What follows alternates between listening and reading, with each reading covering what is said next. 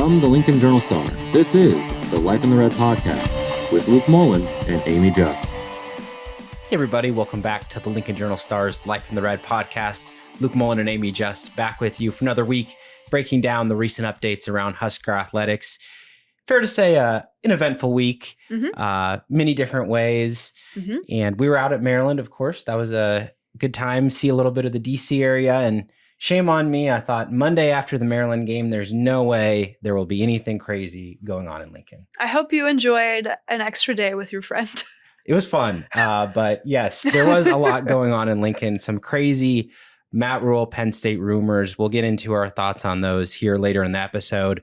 Of course, talk about that win over Maryland, what that means. Big win, big scenes out there in DC, of course. But before we get into that, some other Husker sports to talk about quickly. Husker soccer now on the board, back-to-back victories. Defeated Purdue, then 2-0 over Maryland on senior day. They're on the road at USC and UCLA this week here out on the West Coast. And as for Husker volleyball, man, they've been dominant. Swept Washington 3-0 at home. They hit 307 in that match. Then swept Purdue on the road. Number 12 Purdue, their head coach was like, just glad to keep it competitive. They swept 7 matches in a row. They've won 22 consecutive sets. Wow. Yeah, it's been crazy. Absolutely crazy for them. Yeah, no kidding. And one of those road matches, and then it's going to be 3 in a row now. They play Friday, 6 p.m. at Michigan State, then Sunday, 1 p.m. at Michigan. 2 road matches this week for Husker volleyball. Now let's get into, of course, our practice report here around Husker football, talking about that win over Maryland, 34-31. And kind of an odd game, as tends to be the case with Nebraska football. Can they just play a normal game one of these times? I don't think that's like humanly possible. It's frankly not allowed. No. Something would happen. Something catastrophic would have to happen for a normal Nebraska football game to occur. But the way that it played out, they struggled at times, but clutch at the end. What do you think that says about this team that they're able to turn up in those key moments of the game? Well, it's like concrete proof that they've grown as a team from last year. I mean, how many games did they lose in the final 10, 15, 30 seconds, right? All of them but Indiana, pretty much. So winning the fourth quarter was a talking point last season. It never really happened. And then this year they've made key plays at the end to win the game, which is something they haven't done offensively since 2019, something crazy like that. So a credit to them for being able to figure it out late. But hopefully moving forward, they can kind of figure things out in the third quarter. So the pressure isn't as high to figure things out at the very end. Yeah, very odd when you kind of get a lead, blow it, come back. It's the back and forth momentum swings that they've been dealing with. But again, as you said, I mean, this is a team that when adversity hit, it had really been difficult to come back from in the past. So being able to do that was a big step forward for this team. And kind of that post-game scene, really cool. The players come out of the locker room, celebrate with the fans. Obviously the Husker Road crowd, people always talk about that, what they mean, but it really shows how much of a boost they gave on what was kind of a sleepy Maryland crowd, honestly. Yeah, it was, you could really tell at the end because the video board, this was after I left to go down to the field. The video board was like, make noise or something like that. And it was all Nebraska fans like making noise. And I'm like, okay, I think Nebraska's going to win here just because of the way that it was. Vincent Shavers said after the game, he could feel the crowd on that last defensive drive for them. And it made a difference. Absolutely. So that was, a cool post-game reaction. But of course, there's a lot to dig into, offense and defense, good and bad. Dylan Raiola, 3 interceptions, also 4 touchdowns, so good and bad. They won despite finishing -3 in the turnover margin, which is never happens. Extremely rare. Good luck doing that often in the Big Ten. But Emma Johnson, I mean, every week he's just better and better. I mean, that first quarter, it was like arm tackles didn't even exist. Like, you got to put your full body into it to bring him down. He was making cuts. He was finding running lanes that didn't even look there at the start of plays. I mean, I think one of his best games as a Husker. Yeah, it's that one and the Wisconsin game from last year. He was just yards shy in both games of hitting 200 all-purpose yards. You have to feel that he's going to get there some point soon. Would be special for him to do it this week. We'll get into that in a little bit more later. But he has really looked the part. He's number 2 in the Big Ten in rushing yards, and I'm not surprised, especially with the way he started that game. Like they opened the game, scripted drive, huge run for Emmett, and he's hard to stop. Absolutely. And like I said, I mean, it's just the fact that he's running through contact like every play, multiple tackle attempts to bring him down. And the offensive line, I thought, did pretty well at opening up those gaps, especially running off tackle there. And speaking of the O-line, pretty good job in pass protection. Mm-hmm. Not much against Dylan Raiola in that one. And some of that was play calling too. They threw a lot more screens, which helped a ton. Just letting Dylan get the ball out of his hand a little bit faster. Absolutely. So Husker offense, I mean, you score 34 points. That's a pretty good game. Of course, the game-winning drive, so a lot of good to come from that. But for this Husker defense, 31 points allowed. A lot of questions about that. You got to talk about the run game. Yes, opponents have always run the ball against Nebraska this season, but Maryland's the worst rushing team in the Big Ten, still broke off a few big ones. And this pass defense, so good. They are still first nationally, by the way, but a lot of missed tackles. Malik Washington picked them apart at moments. There were some big plays in that man-to-man pass coverage. Kind of a schematic approach. John Butler talked about how he played zone, switched that up a little bit. But what's the level of concern about giving 31 points up to Maryland? I mean, that's not great, right? But again, coming into that game, they should have been undefeated, right? So, I mean, they're a good team. You never really know with a young quarterback like that what they can do. And I think he's one of the better freshman quarterbacks in the league, frankly. So a credit to him too, but Nebraska can't feel too happy about that. Absolutely. And I suppose I should amend that. Gave up 31 points, but there was a pick 6 in there. So yeah. 24 maybe. We'll put some respect on the black shirts there. But again, stepped up in the key moments. That last second drive got the pressure on Washington that they needed to close out that win. So again, stepping up in the key moments, that's one of the takeaways. So you hit this big win. Nebraska, they're coming back home. Well, guess what? There were other Big Ten games going on this weekend. And a school called Penn State, not doing too well. Who? I'm kidding. Yep, not doing too well. Oregon, UCLA, and Northwestern, 3 losses in a row. That was it for James Franklin, who had honestly done a very good job for so long in keeping Penn State as one of the best teams in the Big Ten, but failure to win the big games, failure to get to them in the playoffs, that's what cost him the job. And immediately the Matt Rule connections became apparent for many reasons. He went to Penn State, close ties to the athletic director, Pat Kraft. He's spoken often about his love, what he takes away from those years at Penn State. There's a lot of different factors here, but just the initial thoughts on Matt Rule to Penn State and what's played out these last couple of days. Yeah, I think he is an obvious potential candidate for them, right? With the ties, with what Rule has been able to do at previous stops. He's a Penn State guy. He knows that program in and out. He has, like you said, a friendship really with that athletic director. And so it's natural to put 2 and 2 together on that one as somebody who'd potentially probably be interested in it. Absolutely. I mean, one of the things too is, he's kind of had this track record of jumping ship, improving a school, and then going on to the next one. That's his MO. He improves a place.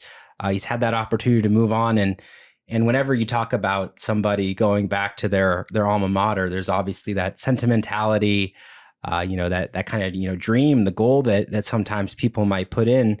But something else you have to factor in, as I've said, there's some factors to weigh here. Penn State, again, they want to be a national title winning team. They want to compete for the college football playoff. Matt Rule has not had that track record. He has not. And similar to James Franklin, Matt Rule hasn't won a ton of ranked games. Now, I don't look at his overall record in ranked games. I don't take that seriously. Like, his first game as a head coach at Temple was against Notre Dame. I'm not gonna fault him for losing that game. Twice to Oklahoma in the year that they were good at Baylor. Yeah. So there's a give and take there, but either way, still hasn't had a ranked win here. And looking forward, there's not going to be a ton of opportunities for that for Nebraska for the rest of the season. So USC, we thought Penn State was going to be, but obviously things have quickly changed there. So yeah, that's, but for Matt to be a candidate that Penn State wants, the rest of the season for Nebraska is going to have to go well as well. Yeah, I think that's part of the calculus here is that, yes, there's a lot of people in Happy Valley that would say, oh yeah, bring one of our own home, somebody who understands the program, who understands Pennsylvania, who of course has this affection for State College and everything. Well, there's also a portion of Penn State fans that would say, you got to hire a top 10 coach nationally if you're going to fire James Franklin. Yeah, I would agree with that. I go back to what Pat Kraft said in his press conference the other day. He said the next, and I'm paraphrasing here, the next Penn State coach will have integrity, be accountable, be tough, have humility, be an elite motivator, be confident and have conviction, be an elite recruiter. He's basically reading off Matt Rule's like character resume. Yeah, that reminds me of somebody. Yeah, exactly. So he feels like a fit, but again, it's October, right?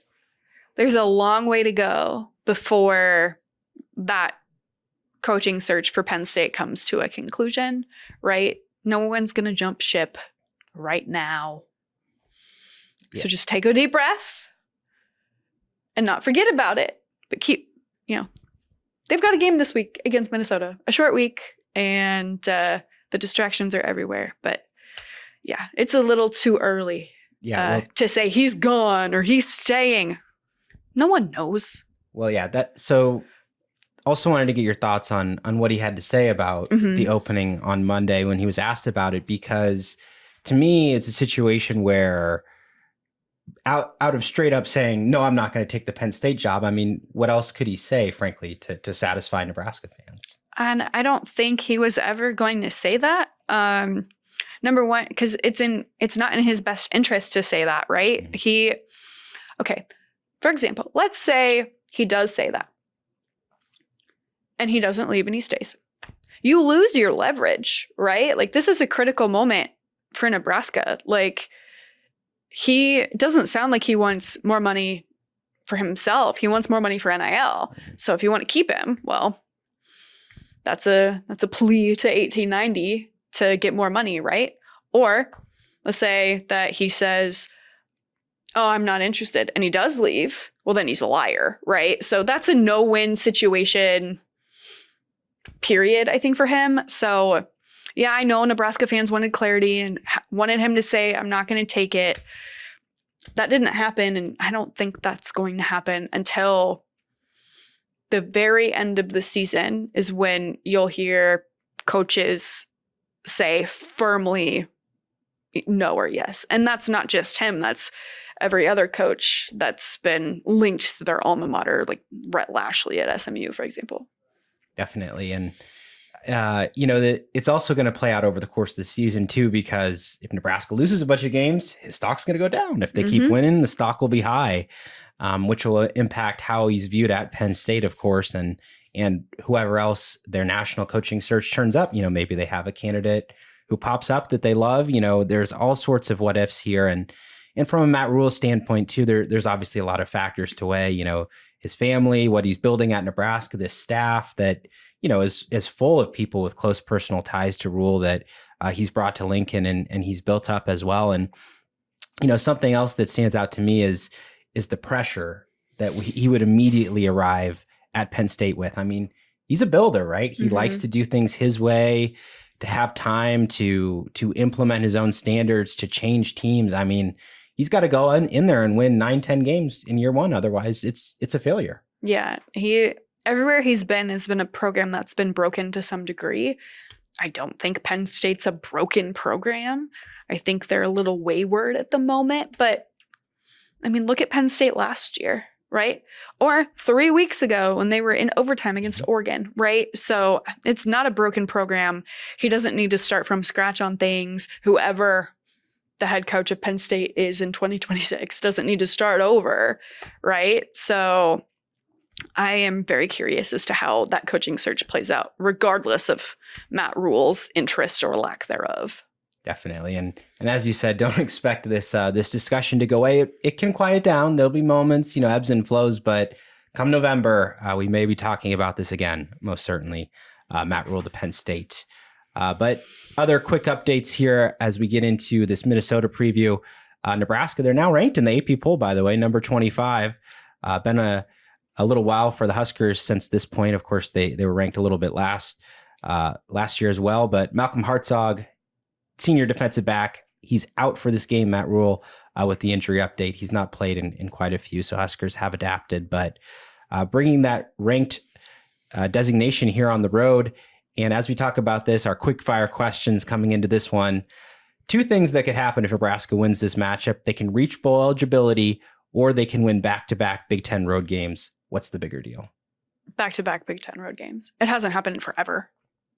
Yeah, I think obviously bowl eligibility is a huge benchmark for any team, let alone Nebraska's history, but it's hard to win on the road in this conference. Like, if they do that, that's a clear sign that they're a very good team. Yep, agreed.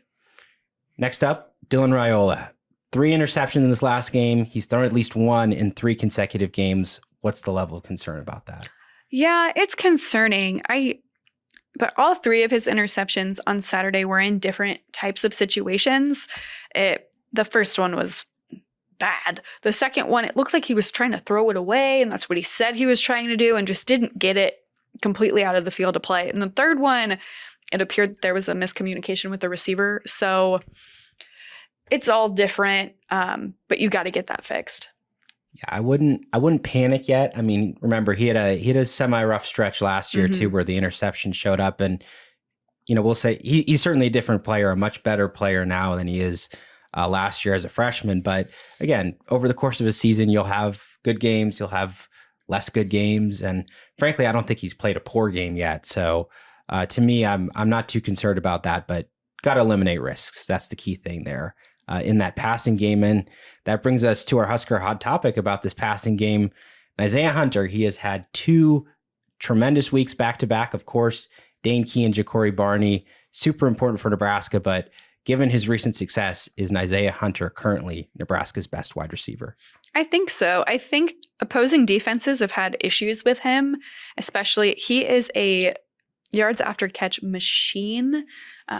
You've seen that on the screenplay touchdowns that he's had in back-to-back weeks. I don't know if that's going to happen again because Minnesota's going to be expecting it, right? But he makes guys miss. How many tackles in total has he broken, right? It's a lot. Not just on those plays, Gotta but be double digits. Not just on those plays, but on some of his other catches too. And I think that he's doing what's expected of him. He's taking advantage of some really great blocks from some of his teammates, and he's fun to watch. And so right now, he's definitely the most productive. But man, you have to think he's going to do something special again on Friday. Yeah, I mean, you can't argue against the numbers that he's putting up and what you see with your eyes too. I mean, how physical he is when he catches the ball, he runs with it, explosive too on those breakaway screen plays. I will say, Dane Key, even though the catches haven't been there, like, man, that's a guy who's just fun to watch, both in the game and on film, just in how he runs his routes, how he blocks, just the attention that he gets. Oftentimes it is the team's best cornerback that they do put on Key. And again, teams approach that differently, shadowing versus, passing off responsibilities. But I do think that having Dane Key there, that is what has, of course, opened up things for an Isaiah Hunter. You got to go one-on-one with somebody, right? And oftentimes when that's been Isaiah Hunter, I mean, he's just torched his coverage. He's done what he's needed to do to get those opportunities. And I think we'd be doing Ja'Cory Barney a disservice if I didn't say he's been tremendous this year. But again, different role in the slot, and he's taken a lot of hits too. So I think they've been smart, I think, about when to not, expose Barney to those hits. He could have a lot more receptions, a lot of production, but in terms of a guy that you're just going to say he's going to go out there, he's going to make a big play throw it up to him. He's going to catch the ball. I mean, and Isaiah Hunter checks off all those boxes. Yeah, absolutely. Playing at a super high level right now, and Nebraska might need him against this Minnesota team. Let's get into our scout on the Gophers. 4-2 record on the season, 4-0 at home, 0-2 on the road. So very strong at home. Those 2 losses to California and Ohio State. That loss to Cal, very disappointing. Ohio State, well, they've steamrolled a lot of teams, but only 3 points for Minnesota in that one. That was rough from an offensive standpoint. And we look at the games that they have won, well, it's not been super convincing. I mean, 3-point win over Rutgers.